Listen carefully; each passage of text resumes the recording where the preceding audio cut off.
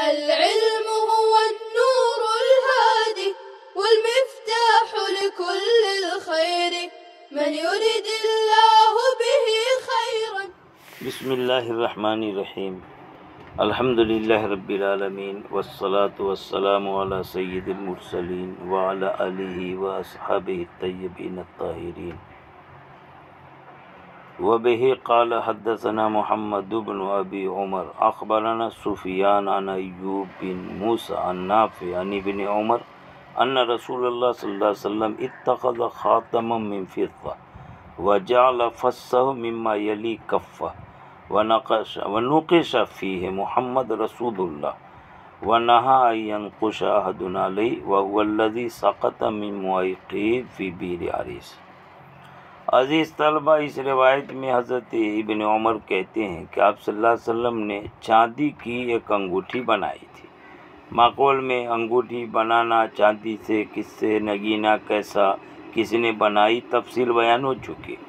وجعل فصه، اور حضور نے اس انگوٹھی کے نگینے کو کیا مما، اس جانب جو ہتھیلی سے متصل، یعنی اوپر کی طرف نگینہ اٹھا کے نہیں رکھا بلکہ نیچے ہتھیلی کی طرف سے جھکا کر کے آپ نگینہ رکھتے تھے، اس طرف باندھتے.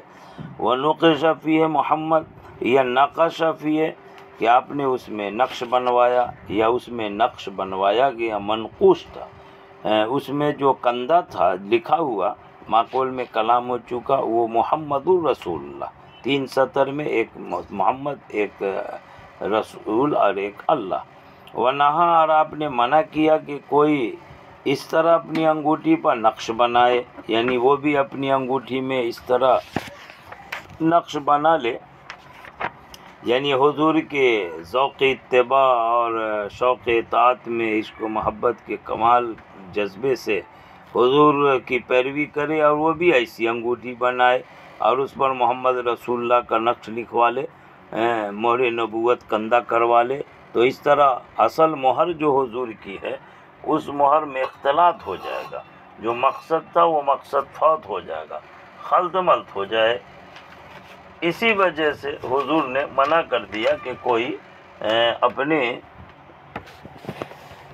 انگوٹھی کے اندر اس طرح کا نقش نہ بنائے، ورنہ حضور کی اصل مہر جو تھی وہ مشکوک ہو جائے گی، خلط ملط ہو جائے گی. وَهُوَ الَّذِي، فرما دیا، یہ وہی انگوٹھی ہے جو گر گئی تھی حضرت معیقیب سے بیر عریس میں. بیر عریس، عریس نامی کنواں بتا چکا کہ مدینہ میں وہ کہاں پر ہے، معیقیب کون ہیں، اور ان سے انگوٹھی گری. ابو داؤد کی ایک روایت میں یہ ہے کہ انگوٹھی کا جو نگینہ تھا وہ پشت کی طرف ہوتا تھا، یعنی اوپر کی طرف، اور یہاں کہہ رہے ہیں کہ ہتھیلی کی طرف، نیچے کی طرف. بظاہر دونوں روایتوں میں تعارض ہے، اس لیے اس میں علماء نے اس طرح تطبیق دی ہے کہ حضور انگوٹھی کے نگینے کو کبھی ہتھیلی کی طرف رکھ لیتے تھے، کبھی ہاتھ کی پشت کی طرف کر لیتے تھے. تو دونوں جائز ہیں، جس نے جس طرح سے دیکھا، کل روا ما رآ، جیسا دیکھا ویسی روایت فرما دی. یہ اختلاف روایت اختلاف رویت پر محمول ہے. چنانچہ علامہ نووی کا کہنا ہے کہ انگوٹھی سب سے چھوٹی انگلی، خنصر جس کو کہا مقبول میں، اس میں پہننا سنت ہے، اور اس کے سنت ہونے پر سب کا اتفاق ہے کہ چھوٹی انگلی میں ہو، خنصر میں، جس کو کنگلی والی انگلی بولتے ہیں. نگینہ مردوں کے لیے بہتر یہ ہے کہ وہ انگوٹھی کا نگینہ ہتھیلی کی طرف ہو، نیچے کی طرف، چونکہ مردوں کے لیے انگوٹھی ضوطن ہے. اور عورتوں کے لیے بہتر یہ ہے کہ انگوٹھی کا نگینہ اوپر پشت کی طرف ہو، کیونکہ عورتوں کے لیے نگینہ یہ زینت ہے. بہرحال دونوں طرح سے جائز ہے، افضلیت کا فرق ہے. سوال یہ ہے کہ وہ انگوٹھی کس کے ہاتھ سے بیر عریس میں گری تھی؟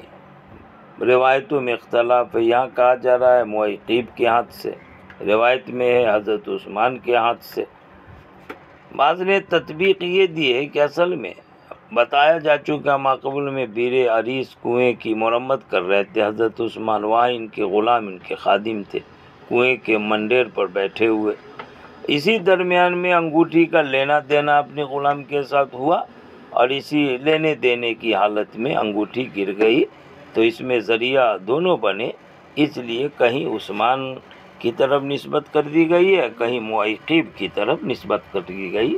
بہرحال دونوں اس حال میں جب بیر عریس کی مرمت فرما رہے تھے، انگوٹھی دے رہے تھے، لے رہے تھے، اسی درمیان میں وہ نیچے چھوٹ کر کے کنویں میں گر گئی تھی۔ آگے کی جو روایت ہے، اس روایت میں حضرت جعفر بن محمد اپنے والد سے روایت کر کے کہتے ہیں کہ حضرت حسن حسین یتختمان فی یسارہما، اپنے بائیں ہاتھ میں انگوٹھی پہنا کرتے تھے۔ تختم فی یسار، بائیں ہاتھ میں انگوٹھی پہننا۔ سوال یہ ہے کہ مصنف نے جو باب قائم کیا ہے وہ تو تختم فی الیمین کا باب ہے، یعنی دائیں ہاتھ میں انگوٹھی پہننے کا باب قائم کیا، اور یہ امام ترمذی کا پسندیدہ اپنا راج مسلک بھی ہے۔ کان یتختم فی یمینہ، آپ صلی اللہ علیہ وسلم اپنے دائیں ہاتھ میں انگوٹھی پہنتے تھے، تو جو باب قائم کیا حدیث اسی کے مطابق ہونی چاہیے۔ یا حدیث حضرت حسن حسین کے بائیں ہاتھ میں انگوٹھی پہننے کی بیان کی جا رہی، تو یہ حدیث ترجمۃ الباب کے خلاف ہو رہی ہے۔ اس کا کئی جواب دیا جا رہا ہے۔ ایک تو یہ کہ حضرت امام ترمذی رحمۃ اللہ علیہ نے اپنے مسلک کے اعتبار سے باب قائم کیا کہ آپ صلی اللہ علیہ وسلم اپنے دائیں ہاتھ میں انگوٹھی پہنتے تھے، یہ افضل، اور اسی سے متعلق روایتیں بھی ذکر کی، لیکن آخر میں یہ ایک دو روایتیں بیان کر دے جا رہی ہیں۔ یہ روایت کے ذوف کو بتانا مقصود ہے کہ جو لوگ بائیں ہاتھ میں انگوٹھی پہننے کو افضل قرار دیتے ان کا استدلال ضعیف ہے، جیسا کہ آگے حدیث بیان کر کے فرماتے ہیں امام ترمذی۔ شیخ زکریا رحمۃ اللہ علیہ کی رائے یہ ہے کہ بھائی دائیں ہاتھ میں انگوٹھی پہننا یہ تو افضل ہے، اور بائیں ہاتھ میں انگوٹھی پہننا یہ جائز ہے، لہذا اس میں کوئی اختلاف جھگڑا نہیں ہے۔ حضور سے افضلیت کے اعتبار سے دائیں ہاتھ میں انگوٹھی کا ثبوت ملتا، اور جواز کے اعتبار سے بائیں ہاتھ میں بھی انگوٹھی پہننے کا ثبوت ملتا، اور اسی کے اتباع میں حضرت حسن حسین نے بھی بائیں ہاتھ میں انگوٹھی پہنی تھی۔ آگے روایت آ رہی ہے، اس روایت میں حضرت قتادہ انس بن مالک سے روایت کرتے ہیں کہ آپ صلی اللہ علیہ وسلم اپنے دائیں ہاتھ میں انگوٹھی پہنتے تھے۔ یہ تو امام ترمذی کے مسلک کی تائید میں، جیسے کہ معقول نے بتایا، روایت ختم ہو جاتی ہے۔ آگے امام ترمذی اس پر اپنا ریمارک پیش فرماتے ہیں، تبصرہ فرماتے ہیں۔ قال ابو عیسیٰ کہتے ہیں، یعنی امام ترمذی، ھذا حدیث غریب، یہ حدیث غریب ہے۔ معقول میں بتایا جا چکا، حدیث غریب مطلب یہ ہے کہ وہ صحیح حدیث جس کی روایت کرنے والا راوی ایک ہے۔ کہتے ہیں لا نعرف من حدیث، ہم نہیں جانتے اس کو سعید ابن ابی عروبہ کی حدیث سے، جو قتادہ سے روایت کرتے اور وہ انس سے روایت کرتے اور وہ نبی اکرم صلی اللہ علیہ وسلم سے روایت کرتے، نہ وہ حاضر اس طرح، یعنی اس مضمون کے ساتھ روایت ہم نہیں جانتے، مگر من حاضر الوجہ، اس طریق سے، یعنی اس سند سے جو اوپر میں بیان ہوئی ہے۔ وَرَوَى بَعْضُ أَصْحَابِ قتادہ، اور قتادہ کے بعض شاگردوں نے روایت فرمائی حضرت قتادہ سے، اور انہوں نے انس سے کہ آپ صلی اللہ تعالی وسلم یتختم فی یساری، اپنے بائیں انگلی میں انگوٹھی پہنتے تھے، لیکن مصنف کہتے ہیں امام ترمذی وَهُوَ حدیث لا یصح ایسا، کہ یہ حدیث بھی وہ ہے جو صحیح نہیں ہے۔ روایت میں جو محمد بن عیسیٰ ہوا ابن التبع راوی ہے، محمد بن عیسیٰ ہوا ابن التبع،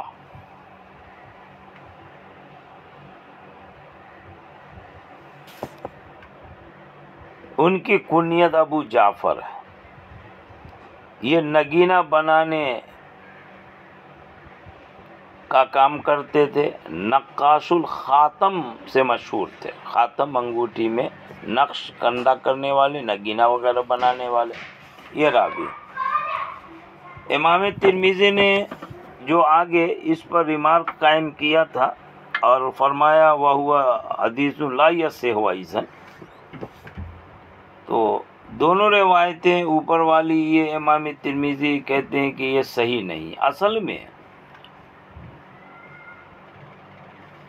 امام ترمذی اس عبارت سے اپنی تحقیق بیان کرنا چاہتے ہیں کہ یہ دونوں روایتیں صحیح نہیں ہیں، کیونکہ حضرات محدثین حدیث کی سند کے ساتھ ساتھ حدیث کے متن کے ہر لفظ کو بھی دیکھتے ہیں کہ کون سی حدیث میں کون سا مضمون زیادہ صحیح ہے اور کون سا مضمون مطلوبہ معیار سے کم درجے کا ہے.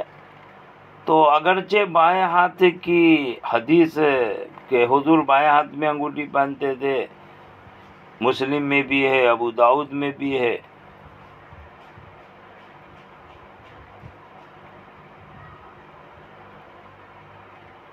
روایتیں دائیں بائیں دونوں طرح کی، مگر اس کے باوجود حدیث کا متن تو صحیح ہے، مگر محدثین کے اپنے کچھ خاص اصول، خاص قواعد ہوتے ہیں تحقیق کے. ان محدثین میں امام ترمذی، ان کے یہاں بھی اپنے کچھ خاص اصول، خاص قواعد ہیں تحقیق کے. لہذا حدیث کا متن بھلے صحیح ہے مگر ان کے قواعد تحقیق کے معیار پہ وہ حدیث پوری نہیں اترتی ہے.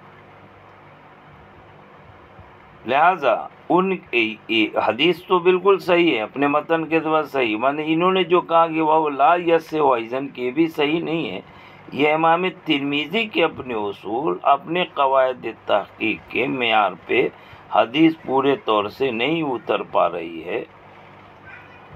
اسی وجہ سے انہوں نے یہ کلام کر دیا اور کہہ دیا کہ یہ حدیث بھی صحیح نہیں ہے، یہ امام ترمذی کہ اپنے اصول کے مطابق ہے، ورنہ فی نفس ہی حدیث میں کلام نہیں ہے. امام نووی فرماتے ہیں کہ یمین یسار دونوں طرح کی جو روایتیں ہیں وہ اپنے متن اور سند کے اعتبار سے بالکل صحیح روایتیں ہیں. لہٰذا یہ جو وہ حدیث لا یصح أيضا امام ترمذی فرماتے ہیں، اس کو آپ سمجھیں کہ یہاں حدیث کے سند اور یا متن کے اعتبار سے غیر صحیح ہونے کا حکم نہیں لگا رہے امام ترمذی، بلکہ اپنے اصول، خاص اصول اور اپنی تحقیق کے قواعد کے معیار پر ان کی یہ حدیث فٹ نہیں اتر رہی ہے، پورے طور سے نہیں اتر رہی. لہذا اپنے خاص اصول اور حدیث بیان کرنے کے خاص طریقے کے اعتبار سے، تحقیق کے قواعد کے اعتبار سے انہوں نے لا یصح کا حکم لگا دیا ہے. جیسا کہ محدثین کا اپنا اپنا طریقہ ہوتا ہے اور اس اعتبار سے وہ کلام کرتے ہیں، لہٰذا امام ترمذی نے بھی اسی طرح سے قال ابو عیسیٰ سے لے کر آخر تک کہ یہ بات کہہ دی اور یہ کلام کر دیا. لہٰذا اس سے کسی طرح کا حدیث کے مضمون یا حدیث کے متن اور سند کے بارے میں ذوف ہونے کا شبہ نہیں رکھنا چاہیے. آگے جو روایت ہے، آخری روایت ہے اس باب کی کہ